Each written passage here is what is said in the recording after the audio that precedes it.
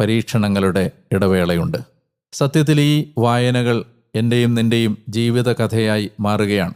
ദൈവം നമുക്ക് നൽകുന്ന മനോഹരമായ ദൈവിക നിയോഗത്തിൻ്റെയും എന്നാൽ അതിലേക്ക് എത്തിച്ചേരാൻ നമ്മിൽ തടസ്സം നിൽക്കുന്ന നമ്മുടെ ലോകമോഹങ്ങളുടെയും ഇടയിൽ ഓരോ ദൈവത്താൽ വിളിക്കപ്പെടുന്ന ആത്മാവും കടന്നുപോകുന്ന ഏറ്റവും സത്യസന്ധമായ അനുഭവങ്ങളുടെ ഒരു ദൃക്സാക്ഷി വിവരണം പോലെയാവുകയാണ് ഈ ഗ്രന്ഥങ്ങളിലെ സംഭവങ്ങളും അതുമായി ബന്ധപ്പെട്ട വായനകളും.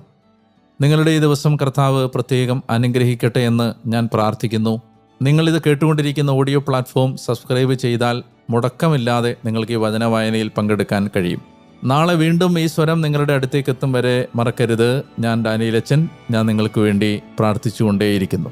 അതുവരെ സ്നേഹിക്കുക, പ്രാർത്ഥിക്കുക, നമ്മുടെ കർത്താവിനെക്കുറിച്ച് ഒരാളോടെങ്കിലും പങ്കുവെക്കുക.